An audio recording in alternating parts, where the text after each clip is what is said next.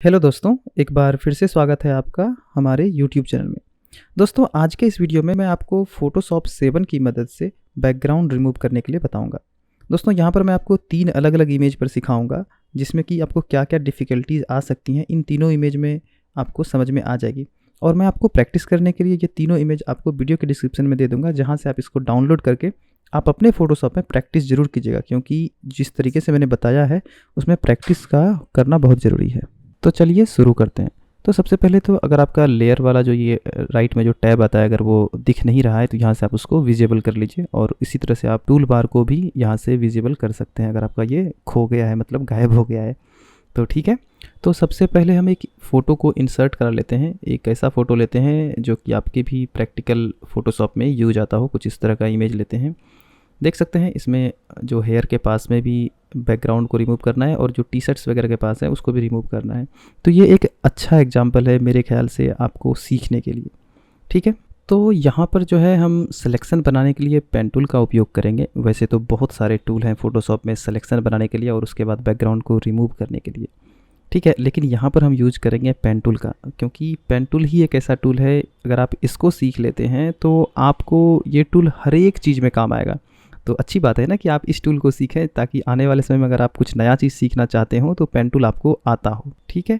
तो हम यहाँ पर पेन टूल का उपयोग करने वाले हैं। अगर आपने पेन टूल पहले कभी नहीं चलाया है या फिर फ़ोटोशॉप में पहली बार पेन टूल को सुन रहे हैं, तो घबराइएगा नहीं, क्योंकि मैं आपको ऐसे तरीके से बताऊंगा, इतने आसान भाषा में और अच्छी तरीके से बताऊंगा कि आपको कभी भी कोई दिक्कत नहीं होगी और आप इसको सीख जाएंगे। लेकिन एक चीज़ आपको ध्यान रखना है कि आपको वीडियो ख़त्म होने के बाद प्रैक्टिस करना है इस 2 इमेज को। मैं ये 2 इमेज आपको वीडियो के डिस्क्रिप्शन में दे दूंगा। हो सके तो आप अपने भी किसी इमेज पर प्रैक्टिस ज़रूर कीजिए, ठीक है। तो जैसे ही आप पेन टूल को सेलेक्ट कीजिएगा, ऊपर पर आपको एक प्रॉपर्टीज ओपन हो जाएगी, जिसमें आप देख सकते हैं पाथ को सेलेक्ट करना है और पहले नंबर के पेन को सेलेक्ट करना है, और आखिरी वाले ये सिलेक्शन को टूल करना है। आपको जैसा जैसा ऊपर मिला वही चीज़ सेलेक्ट कीजिएगा। और इसका शॉर्टकट पी है, तो आप कभी भी पेन टूल से जूम पर जाना हो तो जेड दबाइए, और जूम से पेन टूल पर जाना है तो पी दबा दीजिएगा। पेन टूल को बेहतर तरीके से समझने के लिए मैं आपको एक ब्लैंक शीट पर ले चलता हूँ, जहाँ मैं आपको अच्छे से समझाऊंगा पेन टूल कैसे काम करता है। तो पेन टूल के जो सब टूल हैं, जैसे कि शिफ्ट के साथ पेन टूल कैसे काम करता है, या फिर अल्ट के साथ कैसे काम करता है, या फिर कंट्रोल बटन के साथ पेन टूल कैसे काम करता है, इसको हम जानेंगे। तो सबसे पहले यहाँ से पेन टूल को सेलेक्ट कर लेते हैं। ऊपर मैंने वही सेटिंग रखी है जो मैंने आपको बताया था। तो अगर नॉर्मली अगर आप देखेंगे तो जस्ट अगर हम पहला क्लिक करते हैं तो एक डॉट बनती है, और अगर कहीं दूसरा क्लिक करते हैं और क्लिक के साथ अगर आप अपने कर्सर को हिलाते हैं तो ये कर्व भी लाइन होती रहती है। लेकिन अगर यहीं पर दूसरी लाइन जब क्लिक कर रहे हो, अगर हमने यहाँ पर शिफ्ट बटन दबा दिया तो एक सीधी लाइन हो जाती है। तो इसके भी उपयोग हैं, अगर कभी आपको कोई ग्राफिक बनाना हो तो इसकी मदद से यहाँ से ये ज़रूरी हो जाता है। लेकिन अल्ट बटन का जो यूज है, वैसे यहाँ पर अगर हम कंट्रोल बटन को समझें तो कंट्रोल बटन का यही यूज है कि अगर आप कंट्रोल बटन दबाएंगे तो आपके तो पहले कर्सर का सिंबल ही बदल जाएगा, और इसको आप हटा सकते हैं कहीं से भी। इसका भी एक अलग यूज है। अगर आपको कभी ऐसा यूज आए तो आप इसको कर सकते हैं, कुछ इस तरह से इसको आप हटाया जा सकता है कंट्रोल बटन की मदद से। बनाए हुए आप जो सिलेक्शन बनाएंगे पेन टूल से, उसको आप हटा सकते हैं कंट्रोल बटन की मदद से, ठीक है। अगर हम अल्ट बटन के उपयोग की बात करें तो उसके लिए हम दूसरे इमेज पर आपको ले चलते हैं। इसमें आपको बेहतर समझ में आएगा। जैसे कि जब हम सिलेक्शन बना रहे होते हैं, और अगर हमें कोई ऐसा कर्व मिल जाए, जैसे कि यहाँ पर है, ये तीखा मोड़ है यहाँ पर, तो हमें यहाँ पर अल्ट बटन का यूज होगा। और भी कई जगह पर होंगे, लेकिन यहाँ पर तो होगा ही होगा। तो चलिए समझते हैं। जैसे कि यहाँ से हम सिलेक्शन करना शुरू कर दें कुछ इस तरह से। जैसे हमने इस तरह से इसको सेलेक्ट किया, तो अब अगर हम इसको सेलेक्ट करने के लिए यहाँ पर जैसे ही क्लिक करेंगे तो देखिए क्या होता है, ये राउंड कर्व होता है, क्योंकि जो इसकी रेफरेंस लाइन है, इसकी जो ये रेफरेंस लाइन होती है, ये लंबी वाली लाइन आपको दिख रही होगी, जिसमें ये 2 डॉट होंगे, एक यहाँ पर एक यहाँ पर, और ये बीच में जहाँ से लाइन बनती है, तो ये हमें कर्व कर देती है। ये इसका सिस्टम है। लेकिन इसमें भी एक अच्छी बात है कि अगर आप अल्ट बटन के साथ इसको बीच से तोड़ लेते हैं, जैसे यहाँ 3 डॉट दिख रहा होगा, 1 2 3, बीच वाले पर आकर जैसे ही अल्ट से यहाँ पर प्रेस करेंगे ये बीच से टूट जाएगा। इसके बाद क्या करना है, वापस आपको यहाँ पर क्लिक करना है इसके आखिरी पे, और फिर आप यहाँ आ जाइए। तो अल्ट बटन का यूज़ यही है। तो इस तरह की यूज़ आपको आने वाले जो इमेज में बता रहा हूँ इसमें आने वाला है, तो सोचा मैंने इसको आपको एक सेपरेट में बता दूँ। ताकि आपको कोई परेशानी ना हो। तो चलिए हम वापस अपने इमेज पर चलते हैं। पेन टूल को ड्रॉ करने के लिए आप कहीं से भी शुरू कर सकते हैं। मैं यहाँ से शुरू कर रहा हूँ, आप चाहें तो दूसरे जगह से भी कहीं से शुरू कर सकते हैं। मैं ये इसके गाल के पास से शुरू कर रहा हूँ, ठीक है। और साथ साथ हम समझेंगे कि पेन टूल काम कैसे करता है। तो जैसे ही पेन टूल को आप सेलेक्ट करेंगे और जैसा ही पहला क्लिक करेंगे तो एक डॉट बनेगा, ठीक है। और जैसे ही एक डॉट बनेगा आप दूसरे जगह पर आप जाके फिर से एक डॉट बनाइएगा, तो अपने आप कर्सर को डॉट बनाते ही हिलाना है। जैसे ही आप हिलाएंगे तो एक नई तरह की लाइन बन जाएगी, और कर्व लाइन। जैसे ही आप माउस को हिलाएंगे डुलाएंगे तो वो लाइन कर्व होती जाएगी, कुछ इस तरह से, जैसा कि आपको दिख रहा है, ठीक है। और इसी से आपको अपने सब्जेक्ट को घेरना है। सब्जेक्ट के बाहर भी आपकी लाइन नहीं जानी चाहिए और ना ही भीतर लाइन जानी चाहिए, एकदम बिल्कुल बीचों बीच जानी चाहिए। थोड़ी सी भीतर रह सकती है लेकिन बाहर तो बिल्कुल भी नहीं रखनी है। अगर आपको इसमें दिक्कत आ रही है तो आप इमेज को जूम कर लीजिए, ठीक है, जैसा कि मैं कर रहा हूँ। जब तीखा मोड़ आए तो यहाँ से आपको सीधा उसके आखिरी में क्लिक करना है और उसके बाद दूसरे छोर पर क्लिक करना है। तो जब आप सिलेक्शन बना रहे होंगे तो कभी ऐसा भी हो सकता है कि आपका ये कर्व ऐसा लगेगा बाहर जा रहा है या फिर ओवरले टाइप का हो रहा है। तो आपको उस टाइम क्या करना है कि जो दो डॉट हैं उसके बीच में जो सेंटर वाला डॉट है वहाँ पर ले जाके आपको अल्ट बटन प्रेस करके माउस क्लिक करना है। तो उससे क्या होगा कि सामने वाली जो लाइन होगी वो डिलीट हो जाएगी और फिर नई लाइन बनेगी। तो जब नई लाइन बनती है तो वो एकदम बिल्कुल परफेक्ट लाइन बननी शुरू होगी। ये कभी कभी होगा और ये बहुत ज़रूरी भी है ये होना, क्योंकि इसका भी तो उपयोग है ना। शुरुआत में आपको सिलेक्शन बनाने में थोड़ी कठिनाई तो होगी ही, लेकिन जब आप 3-4 इमेज पर ये प्रैक्टिस कर लेंगे, 3-4 बार जब ये प्रैक्टिस आप कर लेंगे तो ये आपके लिए बहुत ही आसान हो जाएगा, ठीक है। क्योंकि मैं अपने अनुभव से आपको बता रहा हूँ। तो हम इस वीडियो को थोड़ा फास्ट फॉरवर्ड करके सिलेक्शन करते हैं ताकि वीडियो ज़्यादा लंबा ना हो जाए, ठीक है। और अगर कहीं बीच में मुझे कुछ बताना होगा तो मैं वीडियो को थोड़ा स्लो करके आपको बताऊंगा।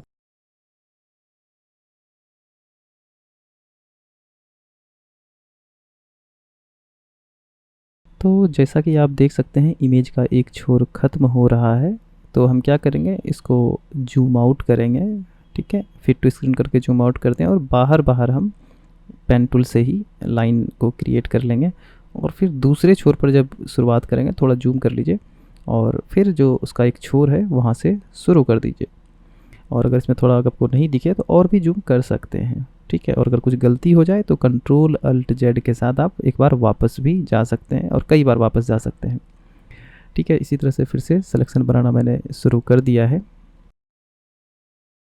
यहीं पर मैं आपको एक और टूल के बारे में बता दूं कि अगर आप अपने इमेज को ऊपर नीचे करना चाहते हैं तो इसमें स्पेस बटन को दबाए रखेंगे तो आप अपने इमेज को मूव कर सकेंगे ऊपर नीचे की ओर, जो कि आपको जूम में ये काम आएगा। तो यहाँ पर अब मेरा सिलेक्शन मतलब जो है चेहरे वगैरह से और टी शर्ट्स वगैरह पर जो था वो ख़त्म होता है, लेकिन अब हेयर पर सिलेक्शन करना है। तो हेयर के लिए हम कोई दूसरा टूल उपयोग करेंगे, जैसा कि मैंने बताया था कि अलग अलग टूल का हम उपयोग करेंगे ताकि हम जान सकें। अब क्या करना है, आपको हेयर पे पूरी तरह से सिलेक्शन नहीं बनाना है, उसके बगल बगल आपको सिलेक्शन बनाना है कुछ इस तरह से, ठीक है।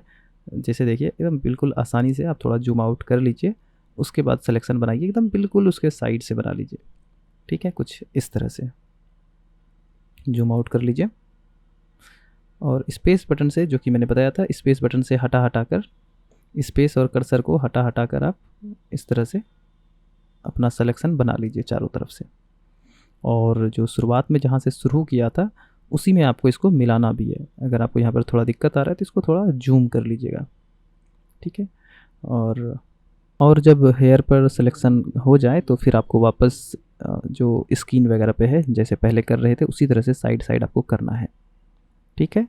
और अब हमारा सिलेक्शन बिल्कुल ख़त्म ही होने वाला है। नीचे थोड़ा और आ जाते हैं और यहाँ पर अब हमें क्या करना है, यहाँ पर इसको मिलाना है। मिलाना कैसे है, सिंपल उसी तरह मिलाना है, कोई इसमें रॉकेट साइंस नहीं है। वापस इसमें एक ओ बन के आएगा, जीरो जैसा कुछ, उस पर जाकर बस एक बार क्लिक कर देना है। देखिएगा अब कर्सर थोड़ा हमारा बदला है और बस क्लिक कर देना है, मिल गया ये। और जूम आउट कर लेते हैं। तो इसको हम पाथ सिलेक्शन कहते हैं, पाथ सिलेक्शन है ये। और अभी हम जो है सिलेक्शन बनाएंगे, इसको कन्वर्ट करेंगे सिलेक्शन में, जो कि बहुत ही आसान है। और अभी पूरा सिलेक्शन हो गया है सिवाय ऊपर हेड के ऊपर, मतलब जो बालों के आसपास है वो हमने मतलब बारीकी वाली सिलेक्शन अब किसी दूसरे टूल से करना है, ठीक है। तो पहले हम पाथ सिलेक्शन को एक सिलेक्शन में बनाते हैं। इसके लिए हमें पेन टूल में सेलेक्ट रहना है और उसके बाद अपने इमेज पर आके राइट क्लिक करना है, जिसके बाद एक विंडो ओपन होगी, उसमें मेक सिलेक्शन पर क्लिक करना है। मेक सिलेक्शन पर क्लिक करते ही मेक सिलेक्शन का एक विंडो ओपन होगा जिसमें फेदर के रेडियस को आपको डालना है, इसमें 2 पिक्सल्स डाल देना है और फिर आपको ओके दबा देना है। जैसे ही आप ओके बटन दबाएंगे तो ये पाथ सिलेक्शन में बदल जाएगा और एक अच्छा सिलेक्शन बन जाएगा। इसके बाद आपको क्या करना है, बैकग्राउंड लेयर तो आप देख ही रहे हैं, यहाँ से आप कंट्रोल के साथ जी प्रेस करना है, जिससे आप देखेंगे एक नया लेयर बनकर तैयार हो जाएगा। और पीछे वाले लेयर को अगर आप हाइड करेंगे, यानी बैकग्राउंड लेयर को हाइड करेंगे, तो आप देखेंगे कि बैकग्राउंड हमारा रिमूव हो चुका है नए वाले लेयर में। तो अभी हमें बैकग्राउंड लेयर का कोई ज़रूरत नहीं है, तो हम इसे डिलीट कर देंगे। उस बैकग्राउंड लेयर को सेलेक्ट कीजिए और नीचे डिलीट बटन है, उस पर प्रेस करके यस कर दीजिए, तो ये डिलीट हो जाएगा। बैकग्राउंड डिलीट करने के बाद हम इसके नीचे एक नया बैकग्राउंड लगाते हैं, कलर वाला कोई बैकग्राउंड लगाते हैं। तो सिंपल यहाँ से एक सॉलिड कलर लेते हैं और कोई सा भी एक कलर चुन लीजिए और इसको ओके प्रेस करने के बाद हम इस लेयर को नीचे कर लेते हैं। तो आप देखेंगे कि पीछे पीले रंग का एक बैकग्राउंड लगा दिया। इसको चाहें तो आप कोई भी कलर डाल सकते हैं यहाँ से डबल क्लिक करके।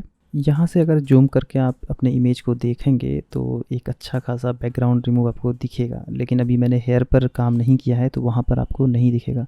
उसके लिए भी हम अभी करने वाले हैं, पहले इसको हम जूम करके देख लेते हैं। तो आप देखेंगे बहुत ही बेहतरीन बैकग्राउंड रिमूव हुआ है। तो अब हम बाकी बचे बैकग्राउंड को रिमूव करेंगे जो हेयर के आसपास है। तो इसके लिए सबसे पहले हमें एक लेयर 1 की कॉपी बनानी होगी। लेयर 1 की कॉपी बनाने के लिए इसको ड्रैग करके नीचे एक आइकन छोटा सा दिख रहा होगा, न्यू लेयर कहते हैं उसको, उस पर छोड़ दीजिएगा तो एक नया लेयर आपका बन जाएगा। और आपको लेयर 1 को हाइड कर देना है, वो आँखों का निशान दिख रहा है जहाँ, उससे हाइड कर देना है। और आप देखेंगे कि राइट साइड में देखिए लेयर 1 कॉपी लेयर 1 दिख रहा होगा आपको, और आपको काम करना है लेयर 1 कॉपी पे, उसी पर आपको सेलेक्ट रहना है। जब सेलेक्ट रहते हैं किसी लेयर पे तो ब्लू कलर की पट्टी उस पर आपको दिख रही होगी। इसके बाद यहाँ से टूल बार से आप बैकग्राउंड इरेजर टूल को सेलेक्ट कर लीजिए। यहाँ से इरेजर टूल है, इसके भीतर ही एक ऑप्शन है बैकग्राउंड इरेजर टूल जिसका शॉर्टकट ई है, इसको सेलेक्ट कर लीजिए।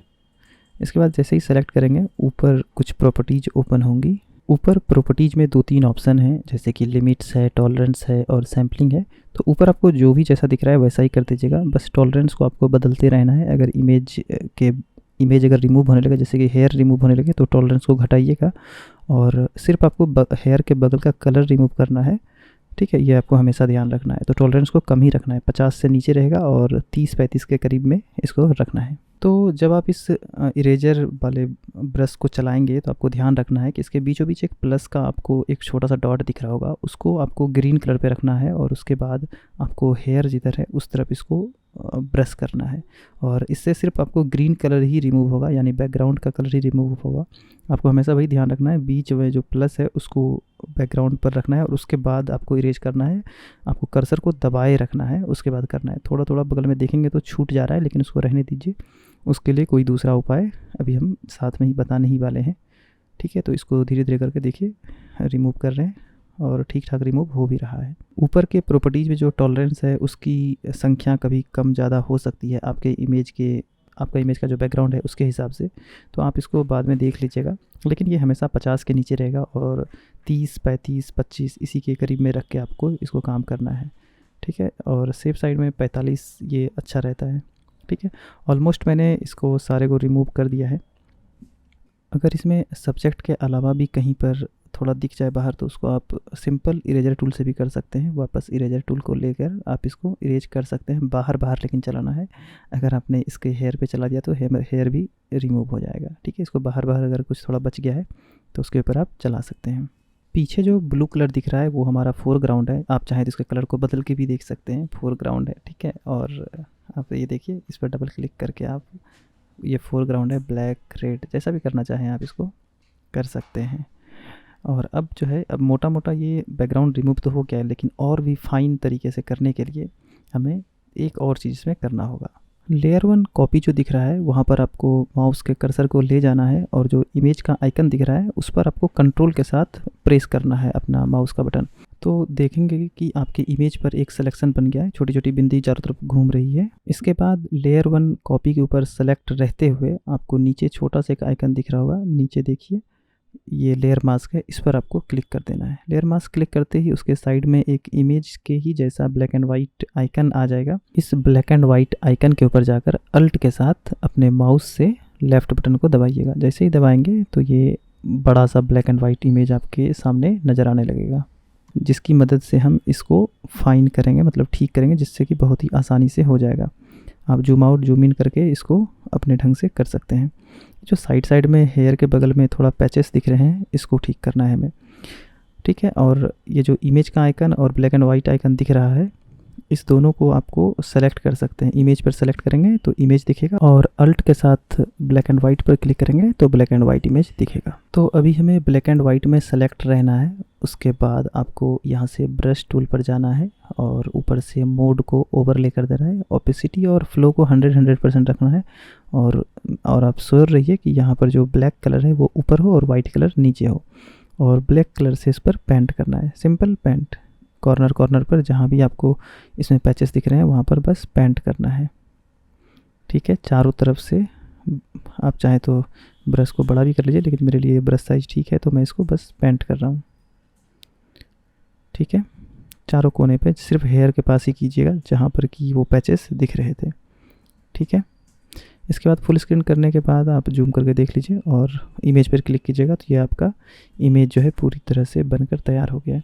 अब इसको अगर जूम करके देखेंगे तो इसमें कहीं कहीं ऐसे अनवांटेड हेयर जैसे निकले हुए दिखेंगे, तो इसको भी आप हटा सकते हैं। सिंपल आपको ब्लैक एंड वाइट वाले आइकन पे सिर्फ क्लिक कर देना है तो वो सेलेक्ट हो जाता है, ठीक है। बगल में आइकन है उस पर सेलेक्ट कर दीजिए और ब्रश टूल लेके उसके ऊपर ब्लैक कलर से ब्रश कर दीजिए, और इस बार जो है उसको जो ओवरले किया था नॉर्मल को, उसको नॉर्मल कर देना है। बस सिंपल इसको ब्रश करते रहना है, और ध्यान में आपको ये भी रखना है ब्लैक एंड वाइट पर आपने सेलेक्ट किया हुआ हो, ठीक है। अभी मैंने ब्लैक एंड वाइट वाले आइकन पे सेलेक्ट किया, और जहाँ भी हम चाहेंगे इस पर ब्रश करेंगे, और काले रंग से हमें ब्रश करना है, ठीक है। इस सबको कैंसिल कर दीजिए अगर खुल जाए तो, और आप देख सकते हैं कि अब ये पूरी तरह से हमारा इमेज बनकर तैयार है। यहाँ से आप जूम आउट करके देख लीजिए इमेज कैसा दिख रहा है। अगर चाहें तो नीचे जो कलर है उसको भी आप बदल कर देख सकते हैं कि आपके कौन से कलर पे कैसा दिख रहा है। अगर थोड़ा भी कुछ अच्छा नहीं दिख रहा है, मतलब दिखेगा तो कॉर्नर ही अच्छा नहीं दिखेगा, तो इसको आप थोड़ा ब्लर कर सकते हैं। ब्लर करने के लिए सिंपल आपको लेयर 1 कॉपी, यानी कि सबसे पहला लेयर है उसमें इमेज पर सेलेक्ट कर दीजिएगा। उसके बाद यहाँ से ब्लर टूल को ले लीजिएगा और ऊपर देख लीजिए ब्लर टूल, और ऊपर ओपेसिटी 100 रख के ब्रश की साइज़ को अपने हिसाब से चेंज कर सकते हैं, और इस पर हल्का हल्का करके ब्लर कर दीजिएगा। राइट क्लिक करके मैं ब्रश को खोल रहा हूँ तो आप कंफ्यूज मत हो जाइएगा, ठीक है। सिंपल इसके ऊपर मैं ब्लर कर रहा हूँ, सिंपल पेंट कर रहा हूँ, यानी ब्लर ही कर रहा हूँ। ब्लर टूल लेके बस पर चला रहा हूँ, ठीक है। आप इसको जूम इन जूम आउट करके चाहे तो हर एक कॉर्नर पे कर सकते हैं, लेकिन सिर्फ हेयर पर कीजिएगा, ठीक है। और इधर उधर ज़्यादा मत कर दीजिएगा, नहीं तो ब्लर हो जाएगा, ठीक है। तो मैंने इसको फास्ट फॉरवर्ड करके इसके ऊपर ब्लर टूल चला दिया है। स्ट्रेंथ वगैरह को थोड़ा कभी कम भी करके इसके ऊपर मैंने ब्लर सिर्फ हेयर के चारों कोने पर ब्लर किया है। अब मैं इसके थोड़े कलर को चेंज करके देख लेता हूँ कैसा हो रहा है। आप देख सकते हैं इसके पीछे हम एक इमेज को भी लगा कर देख लेते हैं कि ये कैसा दिखता है। फ़िलहाल आप देखिए ग्रीन कलर में ये काफ़ी सुंदर दिख रहा है, ठीक है। इस पर गलती से भी ब्रश मत चलाइएगा, ब्लर टूल चलाना है, ठीक है। तो चलिए हम इस इमेज को PNG फॉर्मेट में सेव कर लेते हैं। PNG फॉर्मेट एक ऐसा फॉर्मेट है जिससे कि आप इस इमेज को बाद में भी यूज कर सकते हैं किसी भी बैकग्राउंड के ऊपर, यानी बैकग्राउंड आपका हमेशा इरेज ही शो होगा, ठीक है। तो यहाँ से सेव एज पर क्लिक करते हैं और कहीं भी आप सेव कर लीजिए। यहाँ से PNG सेलेक्ट कर दीजिए और सेव पर क्लिक कर दीजिए। अगर आप इमेज को देखेंगे गैलरी में जाके मैं आपको इमेज को दिखाऊं तो कुछ इस तरह से इमेज अब दिखेगा। पीछे का बैकग्राउंड पूरी तरह से गायब हो गया है, और PNG फॉर्मेट में सेव करने से ये हमेशा ऐसा ही दिखेगा। तो इसके पीछे अगर हम कोई नया इमेज लगा दें स्काई वगैरह, तो एक इमेज को हम सेलेक्ट करते हैं और आपको दिखाते हैं कि हमारा बैकग्राउंड, सिंपल इसको उठाकर V बटन से इसके ऊपर छोड़ देते हैं और इसको नीचे कर देते हैं। तो आप देख सकते हैं ये कुछ इस तरह से दिख रहा है। थोड़ा इसको हम बड़ा कर लेते हैं और आप देख सकते हैं कितना ये सही दिख रहा है। तो शायद यहाँ तक मैंने आपको जो सिखाया ये आपको समझ में आया होगा। अगर आपको फिर भी कोई दिक्कत है तो आप कमेंट में कुछ पूछ सकते हैं। तो यहाँ पर मैं दूसरा इमेज ओपन कर रहा हूँ। इस इमेज को आपको खुद से करना होगा। यहाँ पर मैं इसे फास्ट फॉरवर्ड पर ही सिखाऊंगा आपको, ठीक है। इसमें मैंने पेन टूल का ही यूज किया है। तो इसमें सिंपल हेयर नहीं है, आपको पेन टूल से बढ़िया कर्व में प्रैक्टिस करने को मिल जाएगा।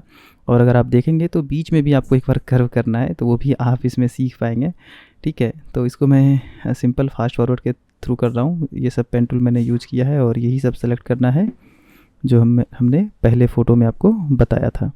सिंपल कहीं से भी स्टार्ट कर दीजिए। मैं इसको जूम करके यहाँ से स्टार्ट कर रहा हूँ और बीच बीच में आपको बताता रहूँगा अगर वहाँ पर कुछ नया मैंने किया होगा तो। ठीक है, तो फास्ट फॉरवर्ड भी चल रहा है और मैं कुछ से कुछ बोलता भी जाता हूँ आपके लिए, शायद ये सही समय होगा। तो अगर आपको ये वीडियो पसंद आ रहा है तो लाइक तो कर ही दीजिए और चैनल को सब्सक्राइब भी कर दीजिए, ताकि अगर मैं और भी वीडियोज़ बनाऊँ तो आप मतलब देखें और हमारे व्यूज़ बढ़ें, तो हम और भी अच्छे वीडियो बनाएं। कमेंट करेंगे तो हमें मोटिवेशन मिलेगा। ठीक है, तो और जहाँ सिलेक्शन की बात है, तो सिलेक्शन में कोई गलती सही नहीं होता है, बस आपको सब्जेक्ट के थोड़ा भीतर भी अगर आप सेलेक्ट कर देंगे तो कोई दिक्कत नहीं है, ऐसा मतलब कोई बड़ा जुर्म नहीं हो जाएगा। ठीक है, जैसे यहाँ पर देखिएगा तो हेयर को मैं लूँगा ही नहीं, हेयर काट दूँगा क्योंकि पता भी नहीं चलेगा। ठीक है, ये थोड़ी थोड़ी टेक्निक है, थोड़ा थोड़ा समझ है अपना, जब डेवलप हो जाएगा आपका कि अगर कुछ चीज़ छूट भी जाएगी तो कोई दिक्कत नहीं है। तो इस तरह से मैंने इसको सिलेक्शन लगभग बना लिया है। बाहर बाहर नहीं सेलेक्ट करना है, भीतर भीतर सेलेक्ट करना है, यानी सब्जेक्ट के ऊपर सेलेक्ट करना है।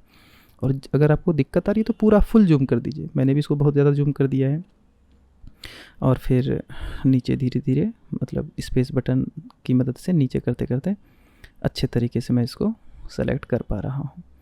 अगर आप देखेंगे तो इसमें मैंने मतलब मेरी प्रैक्टिस तो अच्छी है, तभी मैं अच्छा कर पाता हूँ। आपकी भी हो जाएगी, 5-10 इमेज पे जब करेंगे तो हो जाएगी।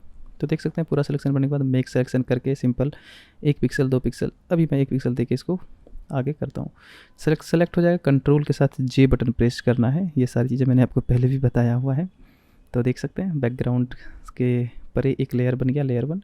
बैकग्राउंड लेयर को हटा के आप देख सकते हैं यहाँ पर एक हम कलर डाल के देखते हैं पीछे बैकग्राउंड में, सॉलिड कलर कोई सा भी एक कलर ले लेते हैं, ओके करते हैं। तो अगर आप यहाँ पे जूम करके देखेंगे तो एक अच्छा बैकग्राउंड रिमूव हुआ है, मतलब बेहतरीन। ठीक है, और यहाँ पर जो है 2-3 चीज़ जो छूट गई है, जैसे कि ये साइड में छोटा छोटा सा, आपको पहले ये देख लीजिए कॉर्नर कितना स्मूथ हुआ है, क्योंकि वो जो 1 पिक्सल का आप डालते हैं ना फेदर, तो उसी से ये होता है। ठीक है, अब देखेंगे तो साइड में बहुत ही बेहतरीन है, कहीं भी ऐसा कोई कटआउट नहीं है। अब यहाँ पर देखिए तो यहाँ पर थोड़ा आपको बीच में दिख रहा है, तो अब इसको भी सेलेक्ट करना है उसी तरीके से। ठीक है, तो शुरू हो जाइए, पेन टूल लीजिए और कहीं से भी शुरू कर दीजिए।